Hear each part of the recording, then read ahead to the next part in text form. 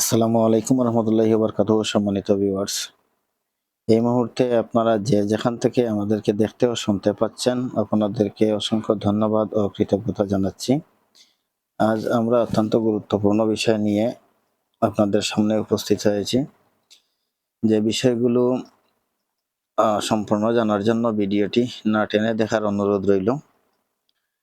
অনেকেই দেখবেন বিল্ডিংয়ের প্রথম লেয়ার দেওয়ার পর যখন বেইজের গর্ত করা হয়, তখন বেইজের গোড়ায় ইটের ব্লক ব্যবহার করে।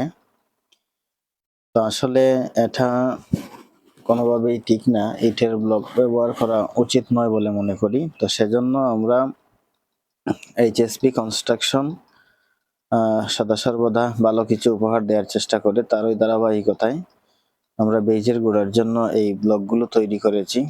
এগুলো 3 ইঞ্চি সাইজে এবং পাইপ দিয়ে কেটে নিয়েছি। আর যেটা দেখালাম সেটা হলো আমাদের প্রত্যেকটি বেইজ এল দেয়া আছে, সাইডে একটি করে রড বেঁধে দেয়া আছে যাতে করে এলগুলো একদম পারফেক্ট থাকে। তো যাই হোক, আমরা যেটা আপনাদেরকে দেখানোর চেষ্টা করতেছি সেটা শেষ পর্যন্ত দেখতে থাকুন। মূলত কথা হচ্ছে, আমরা বিশ্লেষণ করি, তবে এমনভাবে বিশ্লেষণ করি না যেভাবে বিশ্লেষণ করলে মানুষের ক্ষতি হয়। কারণ অনলাইনের যুগে এসে মানুষ অনেক সময় বিভ্রান্তির শিকার হয়। আমাদের মতো যারা কন্ট্রাক্টর বা সিভিল ইঞ্জিনিয়ার বা ইঞ্জিনিয়ার, অনেকের কথায় বিভ্রান্তিকর পরিস্থিতিতে পড়ে যায় মালিকপক্ষ, যেগুলো অনলাইন থেকে দেখে দেখে তারপরে শেখার চেষ্টা করে। তবে ভালো যেগুলো, সেগুলোকে তো ভালো বলতেই হয়। সেজন্য আমরা বেশি বিশ্লেষণ করতে চাই না, আংশিক কিছুটা বিশ্লেষণ করলাম। যেটা হলো, প্রথমে বেইজের গোড়ায় ব্লক ব্যবহার করতে হবে, সেটা আমরা বললাম। তারপরে ফাউন্ডেশন অনুযায়ী বেইজ গর্ত করতে হবে।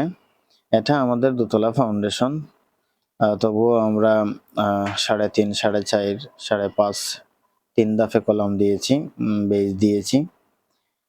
আর এখানে কলমে 5 সুতা 4টা এবং 4 সুতা 2টা ইউজ করা হয়েছে রড, অর্থাৎ 16 মিলি 4টা আর 12 মিলি 2টো করে ইউজ করেছি।